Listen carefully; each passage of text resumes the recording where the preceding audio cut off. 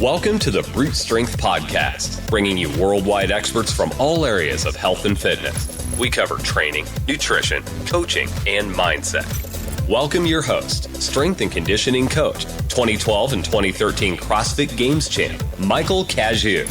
Mind, body, brute. Hey, and welcome back. My name is Mike Cazayoux, and you're listening to the Brute Strength Podcast.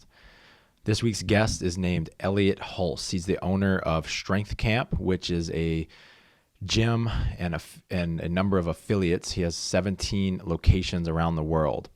In college, I watched a shitload of Elliott's videos. He's really well known as a YouTube superstar. And I remember watching his videos in college, always being so envious of how he spoke. He was always super confident, spoke directly and clearly on a ton of different topics, ranging from training, nutrition, mindset, sexuality, relationships, productivity, you name it. He would talk about it and just crush it. He would dance around in some videos, make a bunch of funny noises, and he always just did it with such confidence. And I was always so envious of that.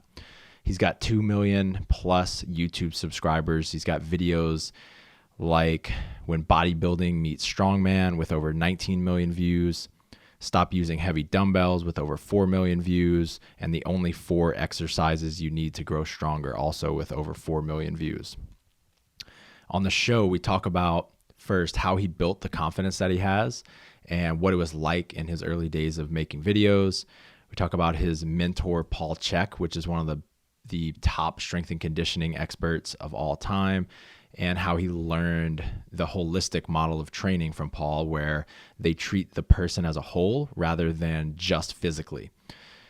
We talk about the experience he had living in his in-laws' basement when he had a newborn baby and how he bounced out of it, something he calls active meditation to release tension in your body, how to become more masculine, how to become more feminine, and the importance of cultivating both in your life.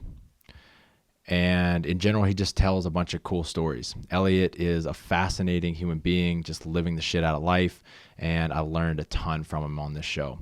Before we get started, if you haven't done so already and you're a regular listener of the show, please head to iTunes and leave me a quick review. Enjoy the show. Elliott Hulse, man, it is such an honor to be here with you. As I was telling you before we started, I've been watching your videos for so many years, and it's a little bit surreal to be talking to you today. So thank you so much for your time, and I'm really looking forward to this. Cool, man. Well, thank you for having me. So in general, you're a really incredible example of what I think a man can be. You speak directly and confidently into the camera. You jump around constantly. You're dancing, making noises, and just you emit just pure courage. And throughout this episode, I would love to know a little bit about where you came from and how you got to become this person that you are today. Ideally, talk about some of the struggles and the triumphs so that some other guys and gals like myself can learn from you. And you're best known nowadays for your presence on YouTube, where you have over 2 million subscribers. And again, you're one of the most confident and clearly speaking people I've ever met. I'm curious, what were your earliest videos like, if you can remember exactly? And particularly, was there any funny or embarrassing moments in that first year, say? Well, my earliest videos were designed specifically to get people to join Strength Camp, which was my fitness training service that I did in the parks out of the back of my van, and then ultimately my gym. So it was all about getting testimonials and showing the guys working out so that they would share it with their friends, and I'd get more people in my gym. When I realized that people worldwide were watching these videos, because I get comments and stuff, that it would be fun to answer people's questions. And so I began I created my Yo Elliott series, which was when my YouTube videos started becoming popular, where I just answered people's questions. And as far as, funny or, embarrassing circumstances or situations early on, I think it's just interesting to watch my own personal evolution over the years. So even my delivery was different. maybe you could say raw or unpolished or just like rookie, amateur in the beginning. He's yelling a lot, and because I didn't have a microphone, and so over the years, with practice and repetition, just like with training and anything else that we do, it's fun to watch how I just got better at doing it. And it's a performance. It's an art, just like anything else. I wasn't born making awesome YouTube videos. I just practiced it long enough I got good at it. I've heard you talk about before that you were kind of born really enthusiastic, right? If you watch any of your videos anywhere, you're just so vibrant and energetic. But was there ever any like fear associated with making these videos in the beginning where you were just afraid of what people might think or if they would like the videos? Was any of that present for you in the early days?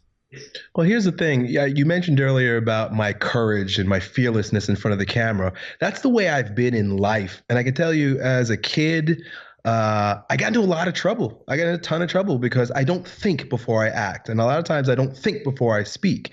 I'm just spontaneous. That led me to being very successful as a YouTuber, but it also caused me to experience a lot of backlash. And so while there was no fear in the beginning, I developed a fear because people started reacting poorly to me because I say some pretty outrageous things, meaning like I'm not afraid to go against the grain. I'm not afraid to look ridiculous.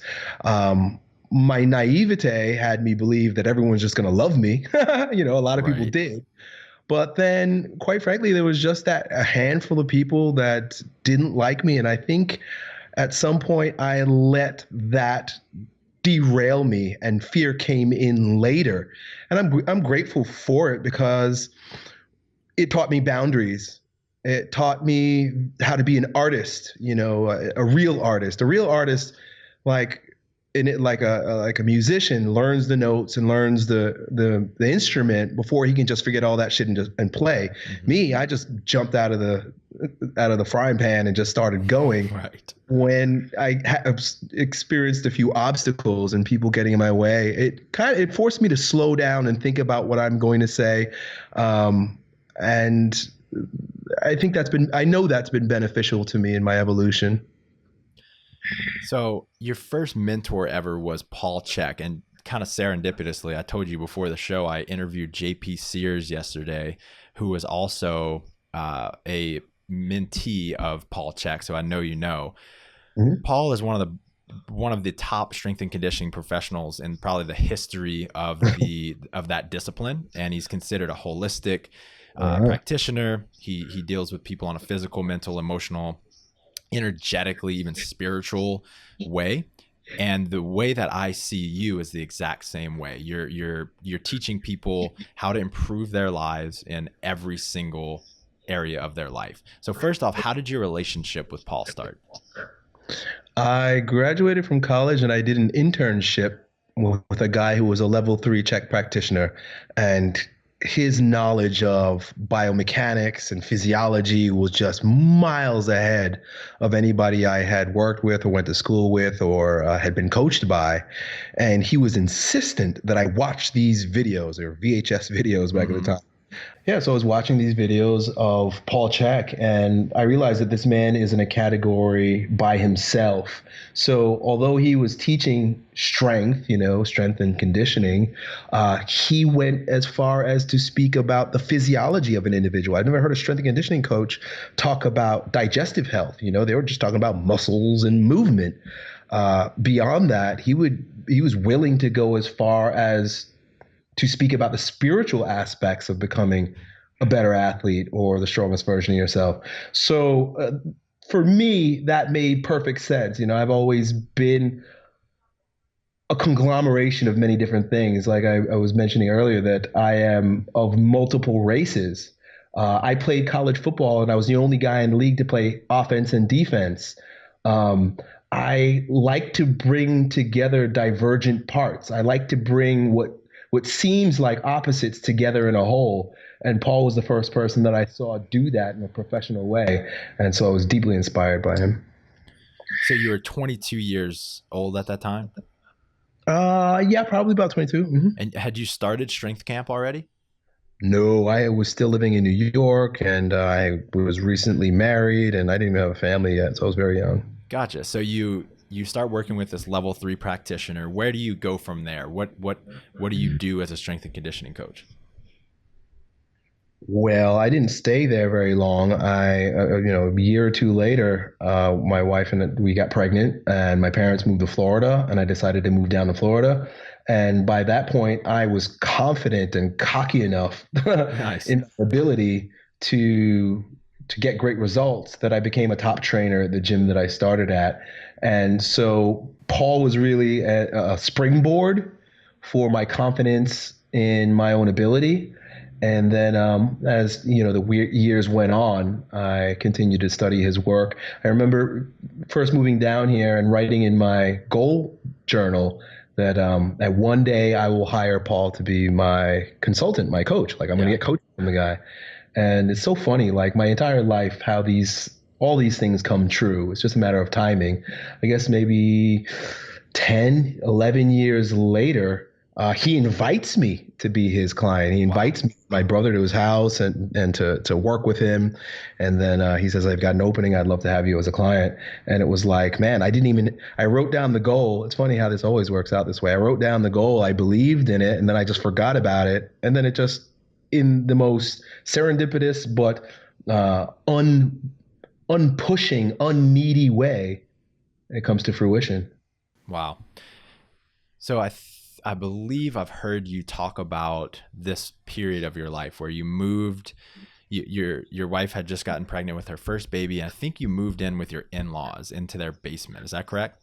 Yep. What was that like? Well, it wasn't my idea of living a successful life. And of course, I was young, but I knew that given the right circumstances, I could do a lot better.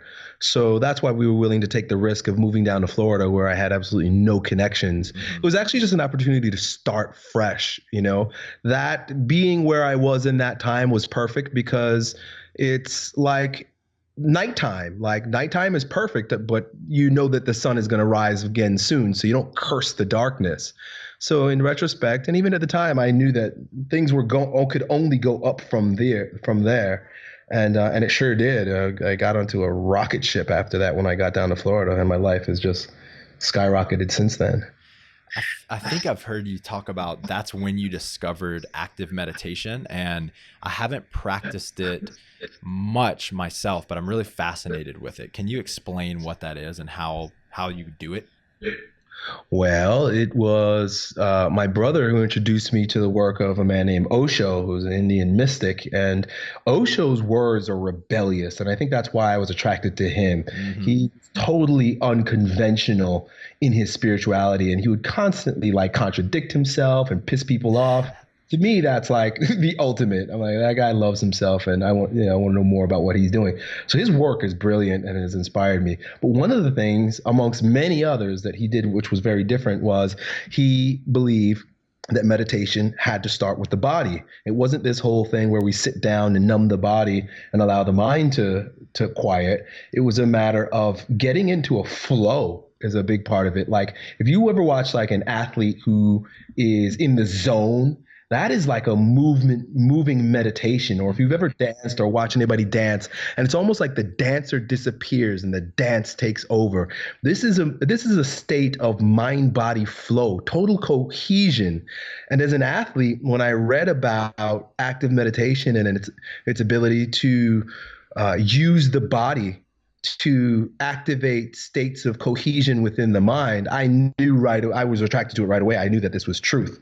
So I was fortunate enough to live nearby someone who lived with Osho in the 80s for many years, and she was a practitioner of dynamic meditation, and I took her workshop, and it was incredible. And to this day, that's what we do at my live events. I teach a lot of Osho active meditation.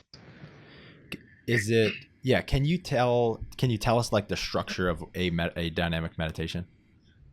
Well, I'll give you one that's pretty simple that most people can do, and it's called gibberish.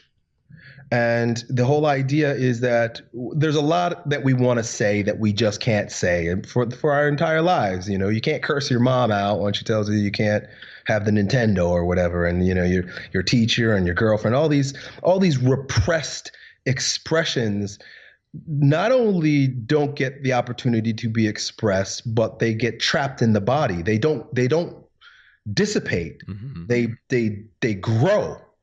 And so one of the ways to begin to dissipate that, or to let off the steam and to get it out of the body, is with a gibberish meditation, where you literally walk around for 20 minutes just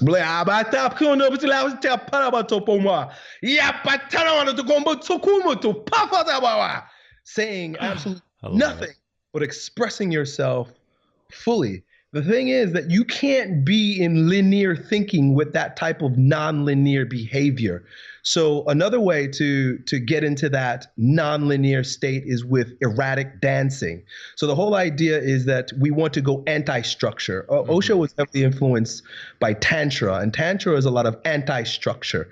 So anytime that you can get into an anti-structure, you're breaking the bonds of ego. Ego can't be there, can't survive in an environment where there's pure ridiculousness. So if you're just speaking ridiculousness and making ridiculous faces with your face and moving around and doing and acting purposefully acting crazy, the ego it runs away and dissolves and cannot be present. And in that is the availability to reach states of flow or cohesion. The term embodiment comes to mind as well, especially with the movement one, right? One thing that is so amazing about dance is exactly what you described. There's no thinking involved. You just get lost in the movement, and it's such a physical release. We have so many moments throughout the day where we have maybe we don't say something, like somebody annoys us or irritates us, and we don't say anything about it, and it just gets bottled up, and all of these emotions kind of get stuck in our body. And things like that, like exercise, like playing sport, all help release those emotions. I love that. They do help. The thing is with exercises, particularly the type of exercise we do, like weight training and stuff, it's very linear. So you can get, the ego loves patterns. The ego likes knowing what's next and what to do. As a trainer, people are wanting to know how to do it, what to do next, how many should I do? They're all caught up in their heads. With Tantra, with active meditation, there's no thinking. In fact, if you think you're doing it right, that's when you're absolutely wrong. There is no right. Right. So many people are focused on fixing things that are broken in the world and trying to figure out why they aren't working. And I've heard you speak on some podcast about your focus on simply working towards things that do work, not putting your attention on fixing the things that are broken, but just working towards things that do work. And you've called yourself a spark. What's the difference here? How are those two things distinct, and why do you think this way? Well, it's all about where you focus your attention. If you're focusing your attention on the problem, you can't get to the solution because you're not receptive. You're not able to receive it because you're focused on the lack. You're focused on the problem. You're focused on the challenge.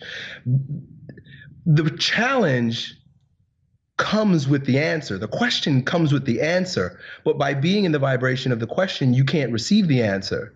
So it's really a matter of turning your attention quickly away from the problem and then opening yourself up to receive the answer. I'm answer focused. I'm alchemy focused. I'm love focused. I'm advancing focused. The minute there's a challenge, I look at it. Or the minute there's a gray cloud, I look for the silver lining. Eternal optimism, to the point where I don't even want to say pathological, because I think people who are pessimists are the pathological ones. I look at every situation and instantly see the benefit in it, or look for it, or transmutate it in my own mind, meaning give myself a resourceful perspective on it. The faster I can do that, the faster the solution is presented to me. So it seems like the really important piece of this is that you immediately or as quickly as possible direct your action towards a solution rather than wasting a lot of time focusing on a problem. Well, it's not even the action because every action comes from a still point. And the still point is far more important than what you do. Ralph Waldo Emerson says every action is measured by the sentiment from which it proceeds. Most people are steeped in activity. They're not even doing action. There's a difference between action and activity. Action comes from stillness. Activity comes from a restless mind. So really it's activity. But the very first place to begin with that transmutative process is with the still point, your emotions. How are you feeling right now? If you're still trapped in anxiety and fear, no matter what you do now is going to be tainted by that anxiety and fear. So if you're having a quote unquote problem, the first place to go is to relieve yourself of the emotional baggage associated with the problem. Go do something that feels good. I tell people, go for a walk, get your mind off of it. We want to do the fixing of the problem, but really the fixing of the problem comes to us when we choose to disentangle ourselves with the negative emotions. It's about how you feel. So let's take public speaking, for instance. If I'm feeling, I'm just terrified of getting up in front of a crowd, do you think by just taking a walk, I'm going to get rid of all of that fear before I get up on stage? Well, another Emerson quote is to do the thing you fear, and the death of fear is certain. So a lot of times we get to stare it in its face. Earlier we spoke about emotions and suppressing emotions and how by not honoring them, it becomes a sickness in our body. Well, it's the same thing here. It's not may not be a sickness in your body, meaning that you're holding the emotions down, but you're not proceeding in your life because you're not willing to look at that fear. You're not willing to confront that fear. You're not willing to have that fear. The fear is okay. If you have a fear of public speaking, that's okay. I've heard some things about like some of the greatest actors of all time were still throwing up before they went on stage, but that didn't stop them. They did the thing that they fear, and the death of fear, it was inevitable. So it's really not a matter of even controlling our emotions. It's a matter of honoring our emotions, but doing the right thing anyway. Enjoying this episode? Hit subscribe. We have more amazing content for you every single week.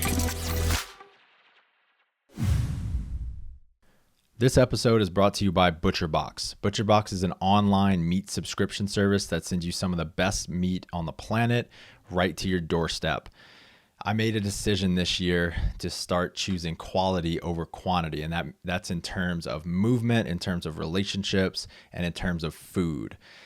I know that I'm going to eat meat every single day, so I made the decision to start using ButcherBox myself because they send you the highest quality meat you can possibly find. It's all 100% grass raised and finished meat. They're pasture raised animals as well as antibiotic free. Here are some of the benefits that you get from eating grass-fed meat. So first off, it has higher levels of vitamins. There's more protein per ounce than in conventional meat. And some of the biggest ones are that it reduces cellular inflammation, it improves brain function, and then it helps you get nutrients into your cells better. It also increases something called CLA. Increased CLA is going to improve your metabolism, making it easier for you to burn fat, improve your blood sugar levels. It helps you to fight cancer and reduces your risk of heart disease. The biggest reason that I got it is because it's some of the tastiest meat I've ever had, and I know that it's going to keep me healthier for longer. If you're interested, you can head to butcherbox.com/brute for a free package of bacon plus $20 off of your first order. I want to talk a little bit about masculinity and femininity because you have a few YouTube videos about it. And one in particular is called Exercise Your Masculinity. So first off, can you explain that one? You say you have to find your masculinity in your balls. What do you mean by that? Yeah, well, For you to be a man, it's most evident in your body. And we're living in an age of deconstruction. The whole world is crumbling before our eyes. And I think it's a wonderful thing because you got to break some eggs to make an omelet. We're living at the dawn of a new age. So whatever ideas that we have about what masculinity is, it's probably false. But the one thing that we know is consistent and which is true is the physiology. There's no question. I have a penis and I have hormones that are associated with being a man. I am the pattern of a man. And so if we're wanting to get more in touch with our masculine truth, we have to get more in touch with the honoring of our body and that comes with being non-judgmental about our impulses and our feelings and our emotions. So really it's about trusting ourselves. Men in particular have been taught not to trust ourselves, particularly our aggression.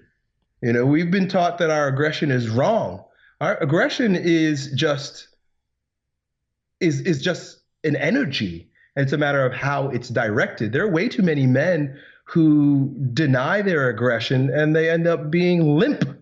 And that you can't be generative if there's no aggressive energy in the body. What are some ways to kind of reinvigorate yourself and re-energize yourself to regain that aggression? Exercise is a great way. That's why I say exercise your masculinity. It's not a exercise in thought. This is the thing. This is the big trick. This is the big lie that we've been fed through our education system, that all problems will be fixed by you thinking about them. That's not the case. This is a matter of getting in touch with what's available energetically in your body. Can you, for example, can you muster up enough energy to lift this stone? So I was a professional strongman, and I've taught lots of boys how to be men by lifting stones. Now, I can talk to you about conceptions of manhood all day long, but do you have the balls? Can you muster up the energy? Can you get out of your own way to let out a primal shout, grab this stone and beast it up? When you walk away after an experience like that, I don't have to tell you what to do or how to feel as a man. It just happened in a quantum leap. And I watch it time and time again. Young men walk into my gym and in an instant, they transcend some physical limitation, or some physical challenge. And in an instant, they're walking taller with their chest higher and a little bit more swag and a firmer handshake. I didn't teach you how to be a man. What I helped you do is unleash the man that's always been in you. Love it. What about femininity? What can people do to get in touch with their femininity? And is this as important for men as it is with women? Oh, I'd say it's more important. Our feminine aspect has everything to do with our ability to love ourselves, nurture ourselves, to have unconditional self-love and not judge ourselves in any way, shape, or form. Our feminine aspect allows us to be creative. You know, it's the yielding, or it's the opening, it's the receptiveness that allows the artist to create his art, that allows the musician to create his music, allows the spontaneity in the comedian to be so witty. He's not doing that. So you got to understand that masculine and feminine are energetic polarities. Masculine is positive and feminine is negative. And that's not to say good or bad, but one is aggressive, the other is tender. One is reaching out, like the penis, right? Your penis reaches out when you're excited. The other one opens up and invites in. So we all, according to Carl Jung, every man has a woman inside him and every woman has a man inside him. For a man, the woman inside you is the receptivity that allows you to come up with your next brilliant business idea. It allows you to have intuition and insight. These things are only available when we are tender, when we are yielding, when we are open and receptive. So one of the biggest things that men have lost in this day and age is our intuition, our connection to our heart. And it's because we're not willing to sit with our stillness, our solitude, and allow receptivity to give us the answer. Once again, we're talking about answers again. But when we can sit, our intuition, our heart gives us the answer. We're not using the head. The head is masculine. The heart is feminine. We're not using our head to figure out the problem. We're using our heart to receive the answer. So if bringing out your masculinity and exercising your masculinity is done through getting into your body and using your body, what is bringing out your femininity? How do you do that? Oh, it's the same thing. It's just in a different way. So for example, when you sit still, when you meditate, let me put it that way. And I'm not talking about active meditation. Active meditation brings in both polarities, and that's why I like it. And really where this conversation will ultimately lead is integration. We're not wanting to be one more than the other, or one at one time and then the other time. The whole idea is to be completely integrated. And that way we can use all of our resources at the same time. That's like what we're hoping to do, is to allow our intuition and our intellect to work in tandem to allow us to navigate our life. So sitting still, silently, sleeping is a yin activity. Qigong, like Paul taught so beautifully, he said, you have working out and you have working in. When you're working out, it's aggressive. You're pushing out. But when you're working in, it's all about breathing and slow movement and receptivity, you see? So we're wanting to be able to honor both aspects of ourselves to bring integration. So how do you personally balance that rhythm of novelty and spontaneity with structure and aggression? Even in your relationship, how do you have the love and connection, as well as the erotic and the spontaneous? Well, I'm not totally sure what you're asking. Are you asking how I honor the masculine and feminine within my daily walk, within my daily life? Exactly. And that would be that I'm a fucking beast in the gym, but I also do yoga and I also meditate. I'm up at the crack of dawn and I'm going. First thing in the morning, I'm aggressive. I'm out there going, but I'm in bed by 8:30 at night. Right. So the daytime is masculine, and I do day real fucking hard. I don't waste my day. I'm out there I'm out there pretty hard during my day. And then when nighttime comes, I put the sword down and I let the coolness of the night to rock me to sleep, you see? So really it's a matter of honor. One of the ways is as a matter of honoring rhythms. The other one too is when I'm feeling aggressive, I'm fucking aggressive and I don't have any judgments about it. I'm not apologizing. I'm not thinking twice about it. Maybe I should be a little bit more kind or passive, or I don't know what it is that you think of yourself, but like you could have all kinds of judgments about the way you're feeling right now. But I also know there's going to be a time, probably shortly after this, where I'm ready to rest. I'm ready not to talk. I'm ready to be in solitude. I'm ready to be in my receptive mode. I can tell you that my life has shown itself this way in stages. And in fact, Robert Moore, the neo-Jungian psychologist, spoke about how there is a sovereign quality, a king quality within every man and woman, queen quality, king, warrior, magician, and lover. And every man and every woman has their sovereign and their magician, But when it comes to the warrior and to the lover, men tend to experience their warrior early in life. Like when we're 13 years old and testosterone goes up, I remember jumping off staircases. In order to impress girls, I'd throw myself off of 2-story buildings. I was a fucking nut, going really high. I played football, and my claim to fame in high school football was that my helmet was the most torn up because I smashed people with my head. Like, I'm warrior beyond warrior. I use my head as a sword. That's why I got so many head injuries. And then at the same time, it's interesting because I met my wife, who was my girlfriend at the time, at about age 14. She was all in her, we've been dating that long. She was all in her lover. I mean, I have a 13-year-old daughter now, so it's all very much like music and boys and very soft and loving and receptive, almost too receptive. That's why I got to protect them at that age, because they're willing to open to anything because they're just in that receptive, feminine lover state. And boys are in that, aggressive, go get it, destroy it, state. And that's okay. That's fine. That's the way it should be. But there comes a time, middle age, where there is a flip flop. And men are asked to put down our sword a little bit and then get in touch with our hearts. Usually they call this a midlife crisis, but it's not a crisis. It's an opportunity to evolve. And women at that time start becoming more masculine, more aggressive.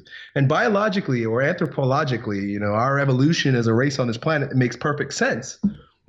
Because when a man is young, he's out there hunting and doing those things that only a man can do at that age.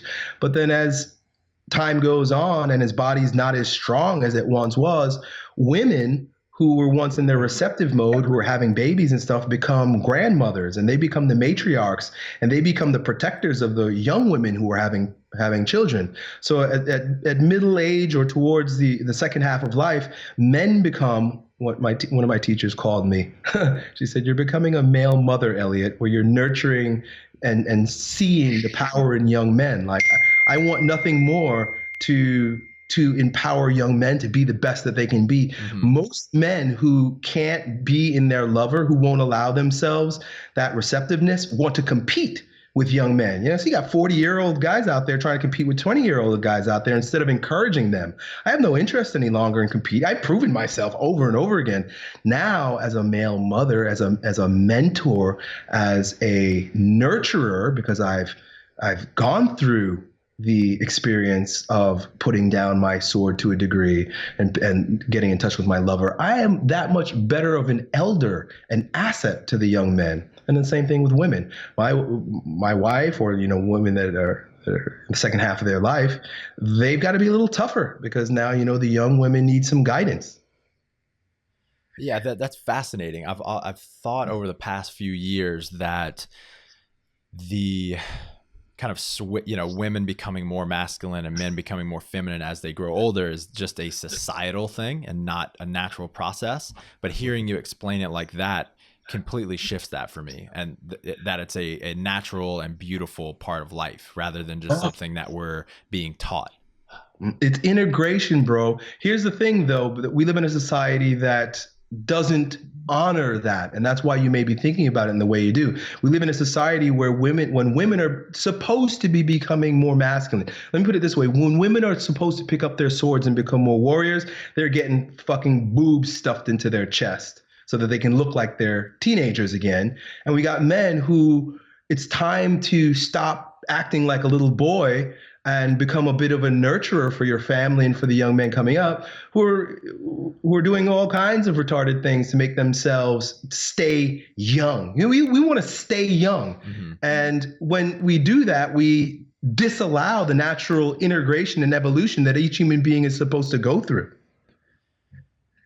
It is interesting the way that Deida talks about it. He's for the listeners, he wrote The Way of the Superior Man, and he talks about this sexuality, and he describes it as people just become kind of neutralized, where they're neither masculine or feminine. They're not much of either because of the societal, like the gender equality. They equate that to sexual equality. How does that compare to what you're talking about? Well, I think that as we're evolving as a race on this planet, we are becoming a bit more androgynous because we're integrating all aspects of ourselves. These past several generations have had, I don't even want to use the word hypermasculinity in charge. It has had a pathological masculinity in charge called patriarchy. Mm-hmm. But it's fine because, it's always darkest right before the sun rises. And patriarchy is not supportive of men or women. What we're experiencing now with the return of the divine feminine, and you're seeing it all over the place with women's empowerment, and I'm not pro or con anything, I just watch with amazement that we are allowing in ourselves, Waldo Emerson says that the part of the reason why the world is broken and is disunified and lies in broken heaps is because man is disunited within himself. What we're experiencing now are men who are getting back in touch with their intuition, not becoming women. That's not the case. It's not a matter of becoming women. It's becoming integrated men who can use our heads and allow it to be guided by our hearts. We have a feminine within us that once honored makes us stronger men. Paul Chek, we spoke about earlier. As I was going into my tunnel, my middle-age tunnel, where I had to dissolve all of my preconceptions and ideas about who I was so that I can integrate, I did some coaching with Paul, like I said earlier. And him being a man in his second half of life had the wisdom to tell me, Elliott, if you're ever to become fully man, you must become a woman first. And at first I didn't understand. It took me a while to get it. But what I understand now in my experience is, Elliott, if you ever want to be completely whole, you've got to learn how to honor your heart. Honoring your heart is not a woman's thing. Let me put it that way, because masculine and feminine is, like I said, is an energy. It's not about men or women. Masculine and feminine, men and women is penis and vagina. Masculine and feminine are energies that are within both of us, just like, both of which are in all of us. I mean, just like that there's a day and night, you know, the daily experience we have isn't one of masculinity or femininity, and we don't praise one and curse the other. There's daytime and there's nighttime. There's wintertime and there's summertime. They're both, it's cyclical. It's a part of the same thing. The annual deal is that there's masculines in the spring. There's all kinds of budding and moving out and aggression. And then there's fall. There's the letting go of the leaves. There is the receptivity and the coldness of the winter. Do you see what I'm saying? The nurturing that's associated with the winter, the recovery that's associated with the winter. So what we're doing as individuals and as and the planet as a whole is integrating both of these aspects into our character and our way of being. What was the author that you referenced? Was it Robert Wood? The king, the magician, all those. Robert Moore. Robert Moore. I'm gonna look that up. I'm a member of something called the Mankind Project, and that's what they teach. And I never knew where that came from. Oh yeah, he's one of the founders of the whole movement. Oh really? Got it. Cool. What's one of the biggest things that you've changed about the way that you train and teach people in the past couple of years? Again, I'm more integrated. I honor all parts of myself. Dude, look, like I get it. So hopefully I'll never sound like I'm telling young men to put down their swords, because nobody carried a bigger sword than me. Like I said, I played football and I was the most aggressive motherfucker on the field, so much so that I scraped the word die in my helmet so that the guy in front of me would be shook out of his mind. Mm-hmm. I would run through a wall. And that's the way I trained. I became a professional strongman because I'm relentless and I'm brutal in my way of tacking the weights. Like I didn't lift weights. I fucking attacked weights. Watch my videos from 2010 through 2013. Like this guy is killed. That's why part of the reason why so many people are attracted to my videos, because man, I'm just like exuding that masculinity. What I have integrated over these past few years as I have evolved and grown more whole is a different type of honoring of my body when I train. I don't beat the shit out of myself. I've torn both biceps and my Achilles tendon, so I'm no stranger to injuries. But also I am very deliberate about integrating the working in aspect that I spoke about before. A day doesn't go by where I don't meditate or do yoga, you see? Mm-hmm.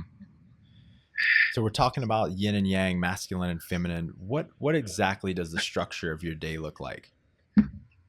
Well, I'll tell you, today I woke up and I went for a walk. That's what I do. That's my favorite thing to do in the mornings, is to get up at 5. By 5:30, I'm out the door and I go on a 3-mile walk, listening to some of my favorite audiobooks. Today I'm listening to the biography of Ralph Waldo Emerson called Mind on Fire. I love it. And then I have a family too. So when I come home, I'm making breakfast for the kids and taking them to school. When I get home, I immediately do my meditation and I write in my journal. Then I'll do some work, So I made like 10 videos today. Usually about this time, noon, I'll do interviews and whatnot, and communication, call people, whatever. By early Evening, late afternoon, I go and pick up my kids from school. I get home and I train. So I'll lift weights today. I'm gonna train in my backyard. I put all my weights in my backyard. So I'm gonna lift today, and then this evening after I lift, my kids have a concert at school. So I'm gonna go listen to my children sing. Awesome. What does your journal look like? What do you do in it? I talk to God. I talk to my God self, that part of me that loves me unconditionally. Mm-hmm. I made quite a splash by speaking positively to people through YouTube. I spoke about it before too. I have a way of transmutating things and making them what seems like something bad into something good. I remember even my earliest days, I was always the motivator, the inspirer, letting people know that they can do it. But even with all that and that natural predisposition, if I'm not mindful, the negative self-talk unconsciously creeps in.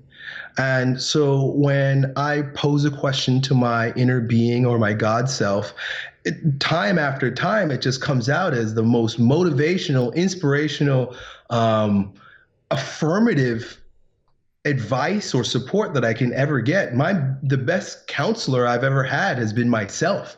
So when I sit down to journal, it's about getting in touch with my empowerment, my truth, and that part of me that always loves me and knows that things are unfolding perfectly for me.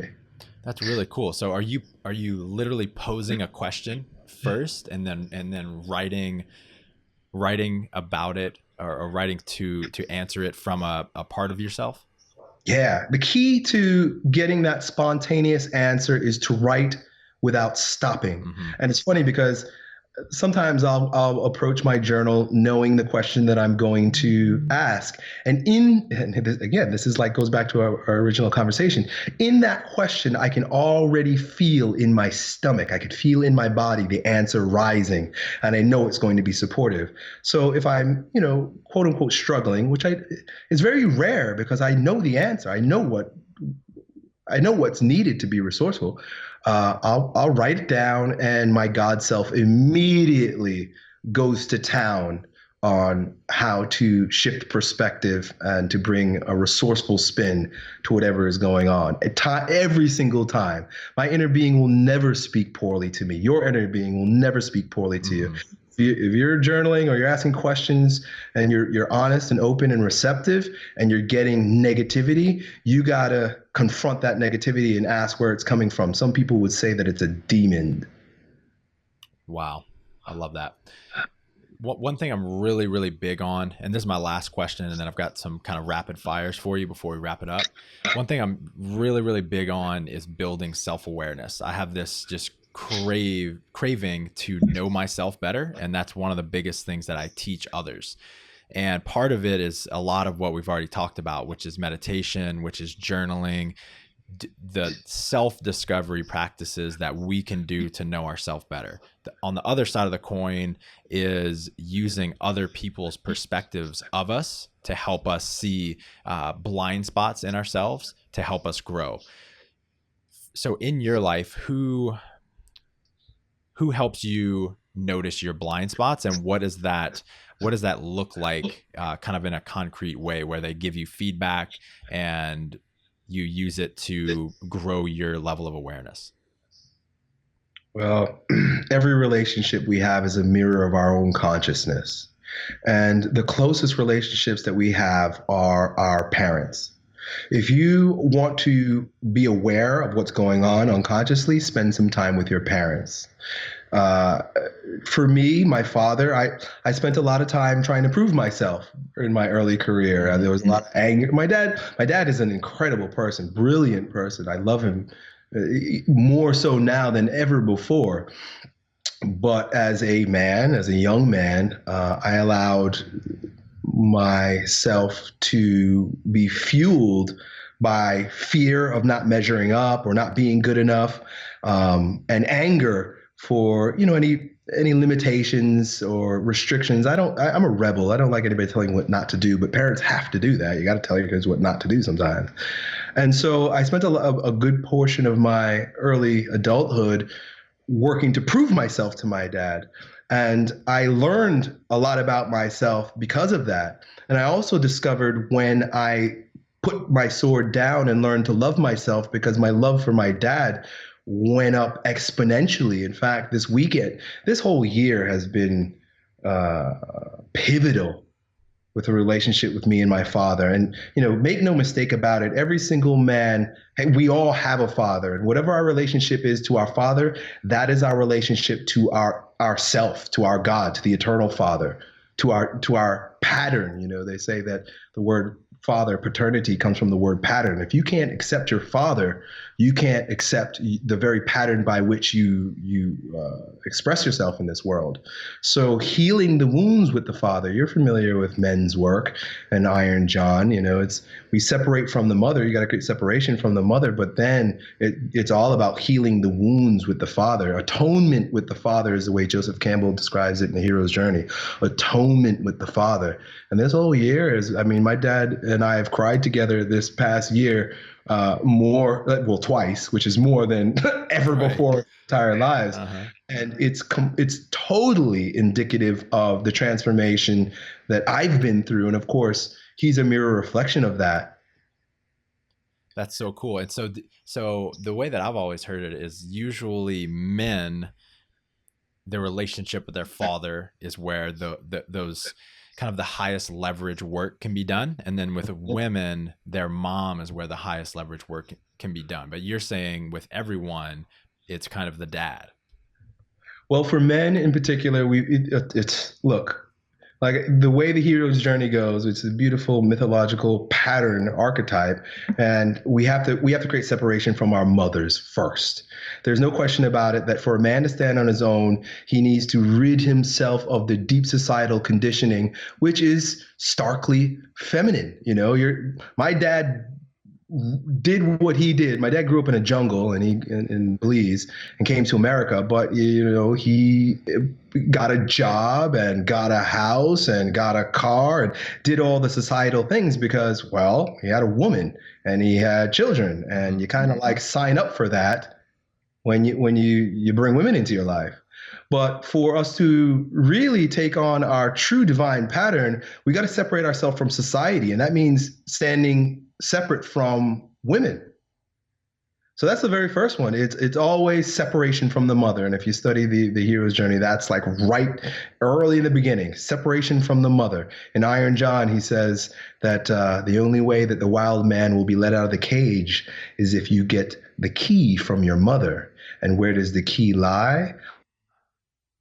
Her pillow. So you got to go and that's indicative of the dreams your mom has for you. Mommy wants little boy to be a good man in society, right? And mommy wants us to be a good husband, a good doctor or a lawyer, whatever the case may be. But we really have to shed all that if we're ever going to know ourselves. So the very first thing is to know yourself outside of society. Meditation helps. Going off into the woods help. All these things that men do to find themselves. Go climb a mountain. You got to get away from society. You got to get away from your mom. That's number one. And then as the path unfolds, there's no coming home until you atone the relationship with the father.